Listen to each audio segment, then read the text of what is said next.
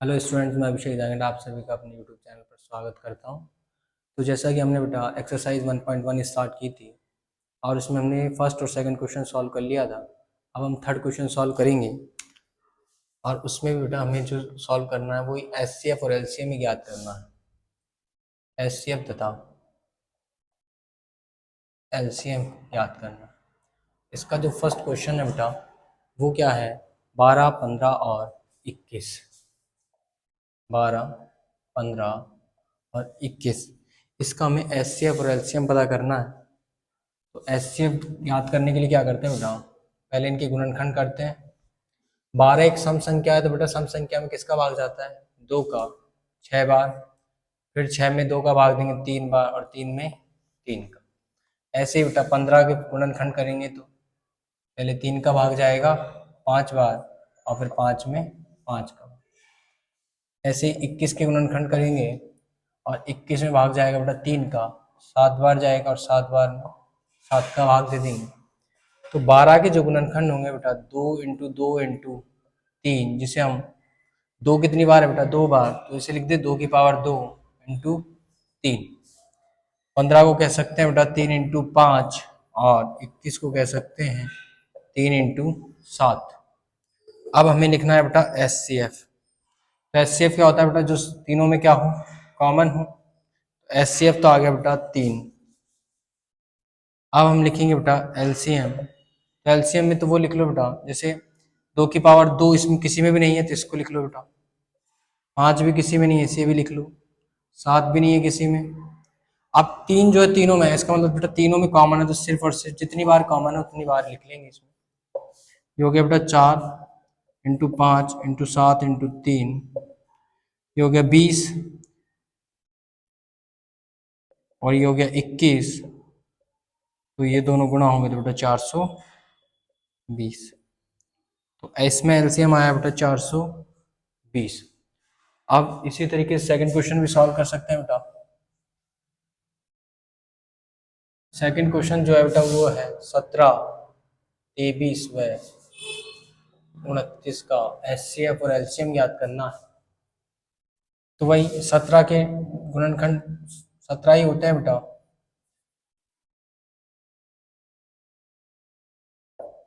ये हो गए। अब 23 में भी 23 का ही भाग जाएगा और 29 में भी, क्योंकि क्या है बेटा 17, 23 और 29 तीनों ही क्या है बेटा, अभाज्य संख्याएं हैं। और अभाज्य संख्याओं में सिर्फ अभाज्य संख्या है तो स्वयं का ही भाग जाएगा बेटा। तो 17 को लिख सकते हैं बेटा 17 × 1। 23 को लिख सकते हैं 23 × 1 और 29 को लिख सकते हैं बेटा 29 × 1। तो हम यहाँ एचसीएफ कहेंगे तो बेटा कॉमन क्या आ रहा है, इन तीनों में जो कॉमन है बेटा वो 1 है। और इनका जब एलसीएम लिखेंगे तो क्या लिखेंगे बेटा, 17 × 23 × 29, जो डिफरेंट नंबर है उन सबको क्या कर देंगे, गुणा कर देंगे। और जो एचसीएफ वो तो लास्ट में है ही बेटा। एलसीएम के लिए 17 × 23 जब करेंगे तो कितना आएगा, 391 आएगा बेटा। ठीक। अब 391 को जो 29 से गुणा करेंगे तो क्या आएगा बेटा, 11,339।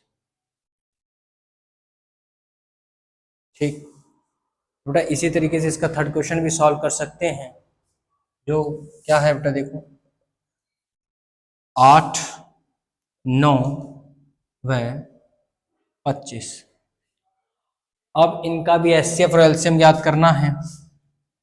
तो 8 के गुणनखंड करेंगे तो 8 तो सम संख्या है, 2 का भाग देंगे 4 बार, फिर 4 में 2 का भाग देंगे 2 बार और फिर 2 में 2 का भाग देंगे 1 बार। 9 के गुणनखंड करेंगे तो 3 का भाग जाएगा और 3 में 3 का भाग जाएगा। 25 में भाग देंगे किसका बेटा, 5 का जाएगा 5 बार और फिर 5 में देंगे तो 1 बार। तो 8 को कह सकते हैं बेटा 2 × 2 × 2, मतलब 2 की पावर 3। 9 को कह सकते हैं बेटा 3 × 3, मतलब 3 की पावर 2। 25 को कह सकते हैं बेटा 5 × 5, 5 की पावर 2। तो जो एचसीएफ आएगा वो आएगा बेटा कितना, तो एचसीएफ यहाँ लिख लेते हैं बेटा। कुछ भी कॉमन नहीं है बेटा, इसका मतलब एचसीएफ कितना, एक। और एलसीएम जब याद करेंगे तो क्या होगा बेटा, कुछ भी कॉमन नहीं, ये सब मल्टीपल हो जाएंगे बेटा। 2 की पावर 3 इंटू 3 की पावर 2 इंटू 5 की पावर 2। एलसीएम कितना आया, ये हो गया 8 इंटू 9 इंटू 25। 25 को 8 से गुणा करेंगे 200, 200 को 9 से गुणा करेंगे तो 1800। तो ये इसका हो गया बेटा एलसीएम। तो हम बेटा थर्ड क्वेश्चन को इस तरीके से सॉल्व कर सकते हैं। इसके बाद हम फोर्थ क्वेश्चन देखते हैं बेटा। तो फोर्थ क्वेश्चन पहले से राइट डाउन कर लो बेटा।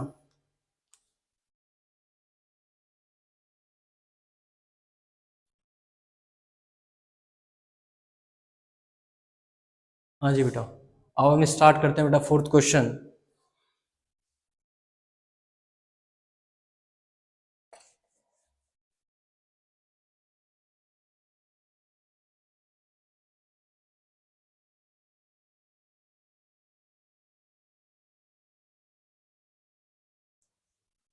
बेटा फोर्थ क्वेश्चन करने से पहले एक बात याद रखिए, एक नोट याद रखना आपको।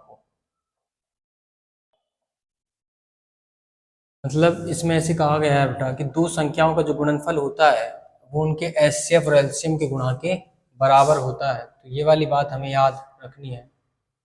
दो संख्याओं का गुणनफल उन संख्याओं के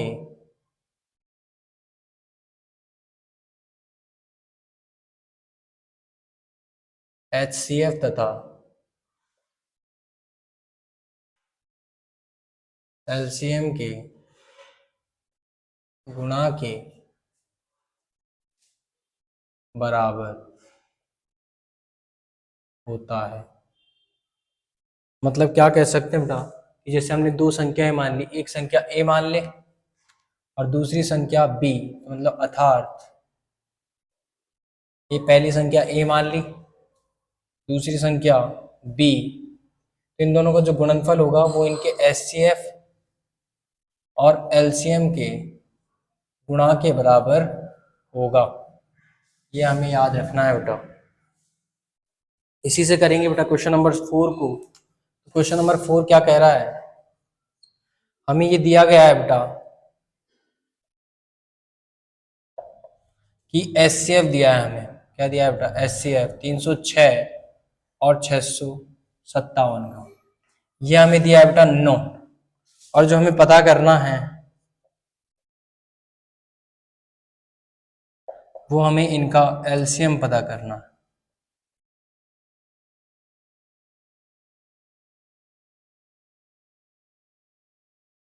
तो क्या करेंगे बेटा, हमें इसमें दो संख्याएं दी है, पहली संख्या 306 और दूसरी संख्या 657, और साथ में क्या दिया बेटा, एचसीएफ। तो हमें ए भी पता है, बी भी पता है और एचसीएफ भी पता है। तो हम क्या याद करेंगे बेटा, एलसीएम याद करेंगे। तो सॉल्व कर सकते हैं बेटा इसको, क्योंकि हम जानते हैं कि दो संख्याओं का गुणनफल उनके एचसीएफ और एलसीएम के गुणा के बराबर होता है। ए इंटू बी बराबर एचसीएफ इंटू एलसीएम। तो ए कितना है बेटा, पहली संख्या हो गई 306, दूसरी संख्या हो गई बेटा 657। ऐसे ही एचसीएफ कितना है बेटा इसका 9, और एलसीएम हमें पता करना है। तो बेटा एलसीएम के गुणा में कितना है, 9 है, तो ये इसके भाग में चला जाएगा।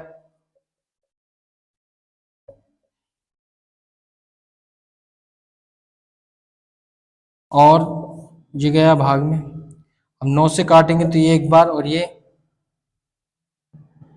34 बार जाएगा बेटा। तो यहाँ आ गया बेटा 34 इंटू 657। 34 को जब 657 से गुणा करेंगे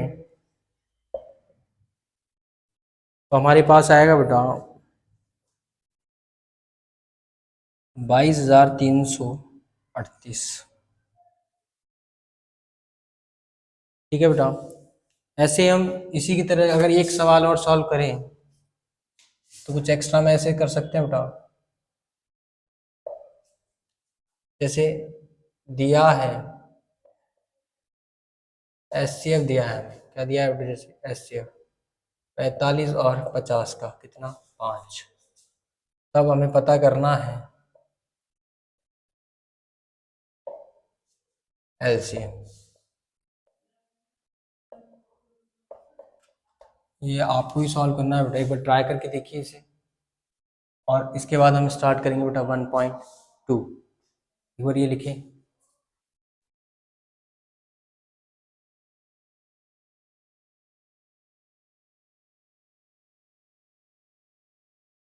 हाँ जी बेटा, अब स्टार्ट करेंगे बेटा 1.2। लेकिन बेटा उससे पहले परिमेय और अपरिमेय संख्याओं के बारे में कुछ जानना जरूरी है। देखते हैं।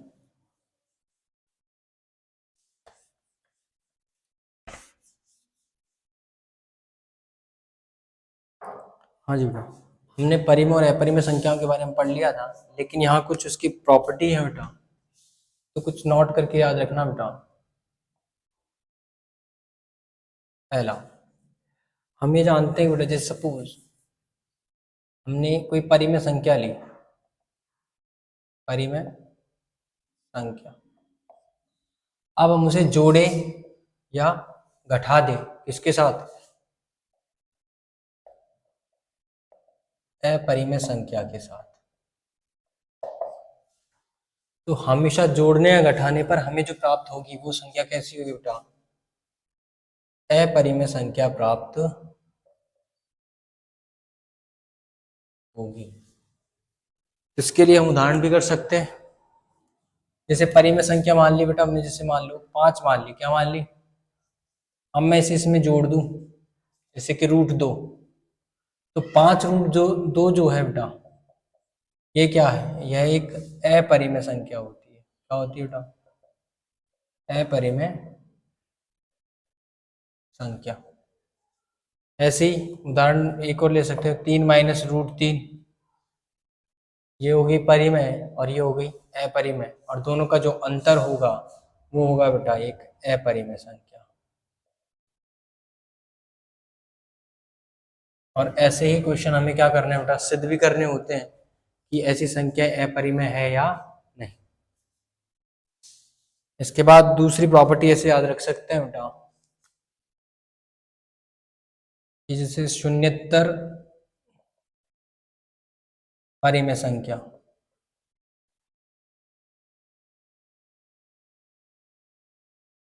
और उसको गुणा कर दें या भाग कर दें, गुणा करें या भाग, इसके साथ अपरिमेय संख्या के साथ, तो हमें हमेशा क्या मिलता है बेटा, परिणाम में अपरिमेय संख्या मिलती है।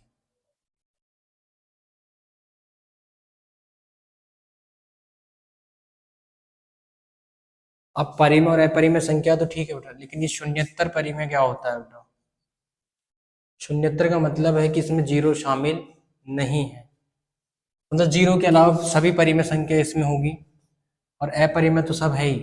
अब इसका उदाहरण लिखे तो कैसे लिख सकते हैं बेटा, जैसे शून्य नहीं लेना, शून्य के अलावा कोई सी भी संख्या ले सकते हैं। तो जैसे 2 ले लिया, इसको मैंने गुणा किया √3 से, √3 एक अपरिमेय संख्या है, तो ये क्या बनेगा 2√3, और 2√3 क्या होता है बेटा, एक अपरिमेय संख्या होती है। एक एग्जाम्पल तो ये हो गया। एक और एग्जाम्पल लेते हैं, ऐसे कह सकते हैं जैसे 5 डिवाइड में √2, तो हो गया बेटा 5/√2। ये भी क्या है बेटा, अपरिमेय संख्या है। अब एक नोट करके याद रखिए एक और, अगर यहाँ पर मान लो सपोज करो 0 होता, क्या होता 0, ये कौन है बेटा, एक परिमेय संख्या है, ये कौन है, परिमेय संख्या। अब मैं इसके साथ गुणा कर देता किसी अपरिमेय संख्या को, जैसे √3, और ये कौन है बेटा, अपरिमेय संख्या।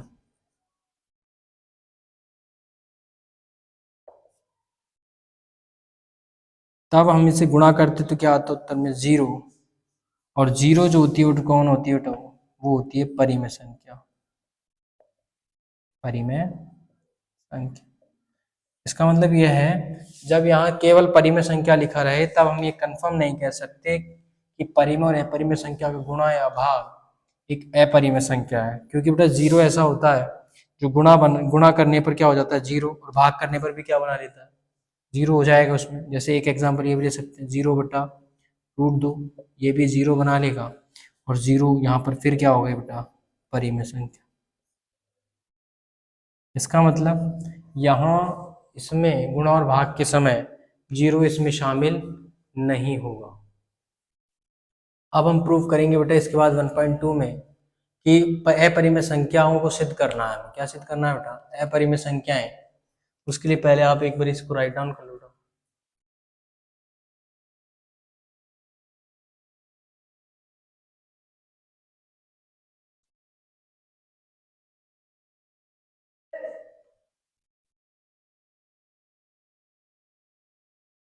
हाँ जी बेटा, अब हम स्टार्ट करते हैं 1.2।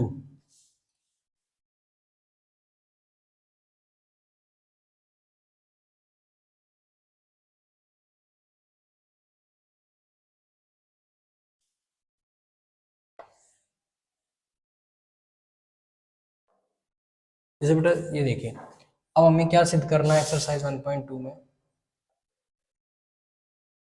हमें अपरिमेय संख्या सिद्ध करना है, अपरिमेय संख्या सिद्ध करना है।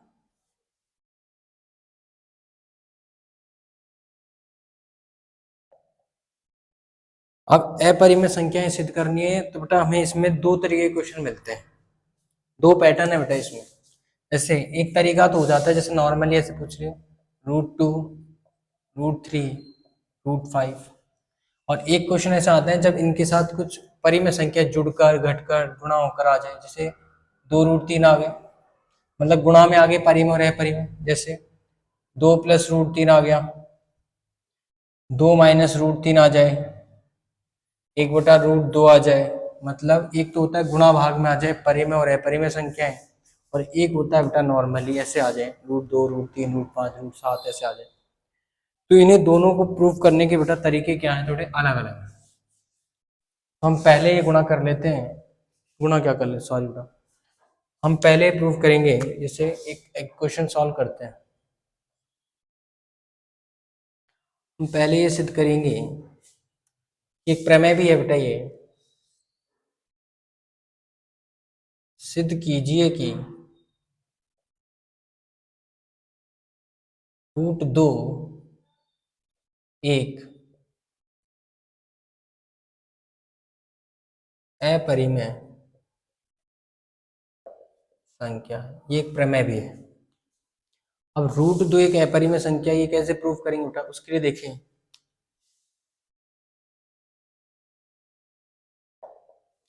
तो बेटा जब भी हमें किसी भी संख्या को अपरिमेय संख्या प्रूफ करना हो तो उसे सबसे पहले हम क्या मान लेंगे बेटा, परिमेय संख्या मान लेंगे, क्योंकि हम इन प्रमेय को किससे सॉल्व करेंगे, विरोधाभास से सॉल्व करेंगे बेटा।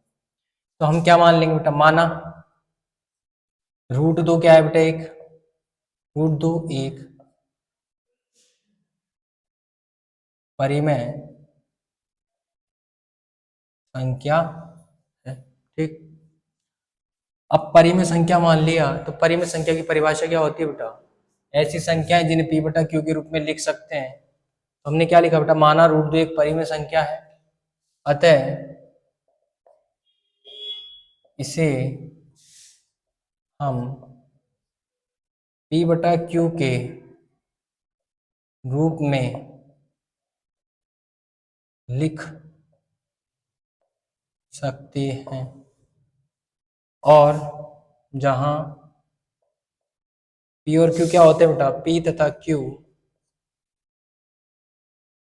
क्या होती है बेटा, सह अभाज्य संख्या है। अब बेटा एक प्रश्न बनता है कि ये सहअभाज्य संख्या क्या होती है। तो सहभाज्य संख्याएं वो वे संख्याएं होती है जिनका एचसीएफ क्या हो बेटा, एक हो, मतलब जिनमें कुछ भी कॉमन हो। जैसे एक हमने ले लिया दो और एक हमने ले लिया तीन, तो इन दोनों में कुछ भी कॉमन नहीं है बेटा, इनका एचसीएफ कितना है, एक। तो ये दोनों कौन है बेटा, सहअभाज्य संख्या। अब एक एग्जांपल हम ऐसे ले ले, 3 और 6 ले ले सपोज, तो इन दोनों में जो कॉमन है वो तो कितना है, 3 कॉमन आएगा, तो 3 इनका क्या हो गया, एचसीएफ। इसका मतलब ये दोनों सहअभाज्य संख्याएं नहीं है। तो सहअभाज्य संख्याएं वे संख्याएं होती हैं बेटा जिनका एचसीएफ क्या हो, एक हो, मतलब जिनमें कुछ भी कॉमन ना हो। अब हमने इसको बेटा यहाँ तक लैंग्वेज में तो लिख दिया। अब इसी को क्या किस में मैथमेटिक्स में लिखेंगे तो कैसे लिखेंगे, देखो, P अपॉन क्यू बराबर है √2। जैसा कि हमने कहा था कि √2 एक परिमेय संख्या है, तो हमने इसको P बटा क्यू के रूप में लिख दिया। अब हम क्या करेंगे बेटा, दोनों ओर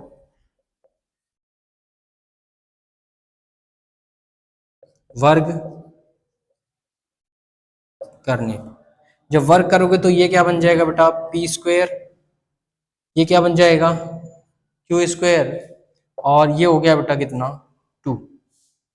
अब हम क्या करेंगे, इस 2 को तो बेटा इधर भेज देंगे, पक्षांतरण करेंगे, और q² को इधर, तो p² बटा 2 इधर आ गया बेटा q²।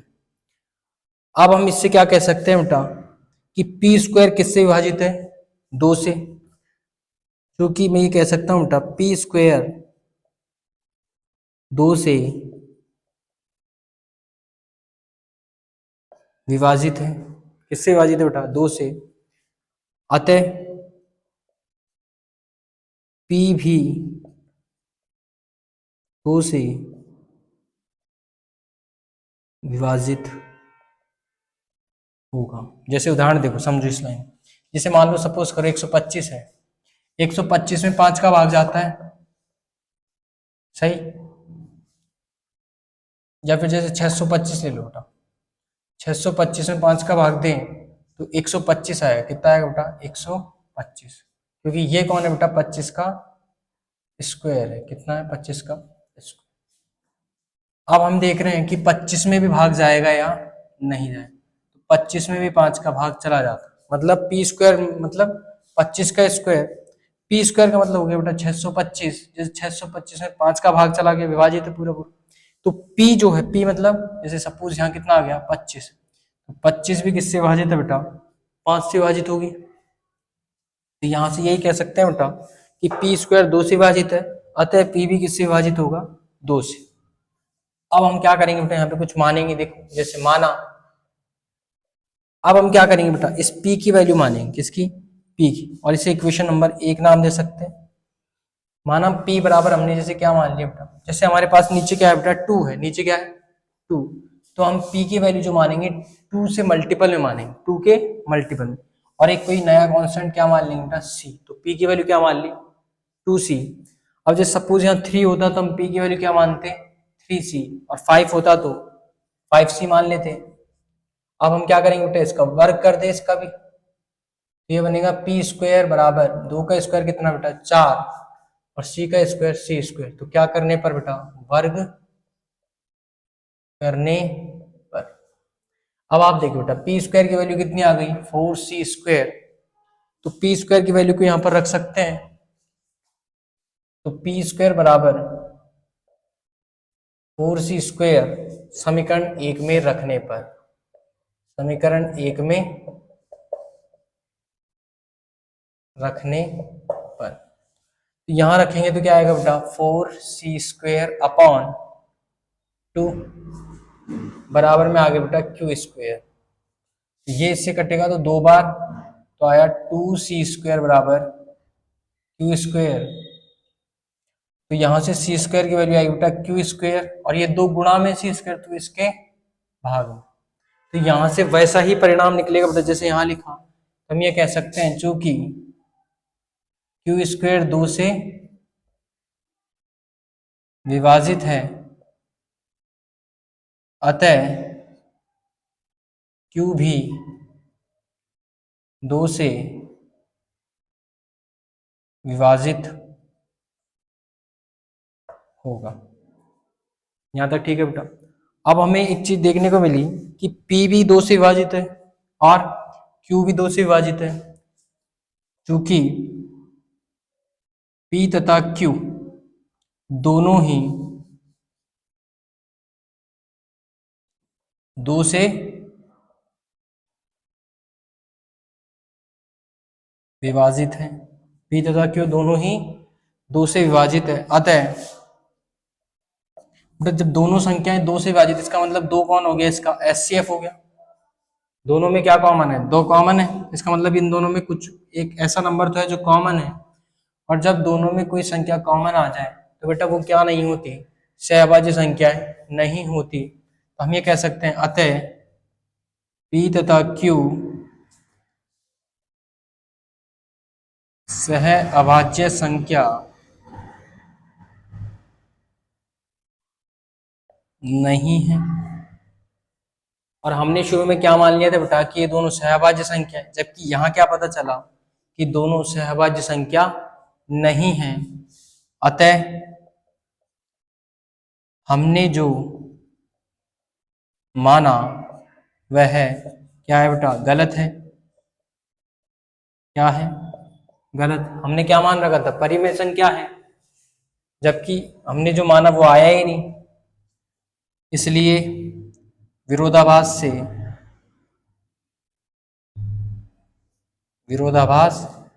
से क्या होगा, √2 क्या हो जाएगी बेटा, एक √2 एक अपरिमेय संख्या है। तो बेटा इस तरीके से सॉल्व करना है हमें क्वेश्चंस को। इस तरीके से हम सिद्ध करेंगे कि कोई भी संख्या अपरिमेय होती है या नहीं होती। अब जैसे मान लो √3 वाला क्वेश्चन होता तो यहाँ क्या लिखते बेटा, जैसे √3 को सिद्ध करना है कि अपरिमेय संख्या है, तो हम क्या कहते हैं कि माना √3 क्या है बेटा, एक परिमेय संख्या है। जिसे वही लैंग्वेज बेटा, लैंग्वेज सेम रहेगी, P बटा Q के रूप में लिख सकते हैं। P और Q सहभाज्य संख्या होती है और P अपॉन Q बराबर क्या हो जाता है वहां पे बेटा, √3 हो जाता। अब वर्क करते तो यहाँ पे 3 आ जाता और 3 कहाँ चला जाता बेटा, यहाँ पे। तो क्या कहते बेटा, P स्क्वायर किससे विभाजित होता है, इस बार 3 से विभाजित होता और P भी किससे विभाजित हो जाता, 3 से विभाजित हो जाता। फिर हम क्या करते बेटा, P की वैल्यू कितनी मानते हैं, यहाँ 3 था तो 3 इंटू सी मानते, 3C। वर्क करते तो P स्क्वायर बराबर 9C स्क्वायर आता बेटा, और हम P स्क्वायर की जगह क्या लिख देते, 9C स्क्वायर, यही लिखते बेटा 9C स्क्वायर। और बटा में क्या होता बेटा, 3 होता, बराबर में Q स्क्वायर होता, और 3 से 9 कितनी बार कटता, 3 बार। तो क्या बनता बेटा, 3C स्क्वायर बराबर Q स्क्वायर बनता है। यहाँ पे 2 है और वहां पे क्या बन जाता 3, और ये 3 कहाँ चला जाता है, इसके भाग में। फिर वही कह रहे होते बेटा, Q स्क्वायर 3 से विभाजित है, अतः Q भी किससे विभाजित होगा, 3 से विभाजित होगा। क्योंकि फिर हम यहाँ क्या वही कहते बेटा, P और Q दोनों किससे विभाजित है, 3 से हो जाते उस वाले क्वेश्चन में, दोनों सहभाज्य नहीं होते, इसलिए √3 क्या हो जाती बेटा, अपरिमेय। इसका मतलब ये है बेटा, जहां पर भी √2 दिखाई दे रहा है वहां तो हो जाएगा √3, और जैसे जहां पर जैसे 4 दिखाई दे रहा है वहां हो जाएगा 9, क्योंकि उसका वर्ग लिखा जाएगा बेटा। ठीक, तो बेटा इस तरीके से अपन को जो क्वेश्चन सॉल्व करने हैं, ऐसे ही √2 की तरह ही सॉल्व होंगे √3 और √5। अब बेटा ये मोस्ट इंपॉर्टेंट क्वेश्चन होते हैं आपकी बुक में। ठीक, एक बार इसको राइट डाउन करो बेटा।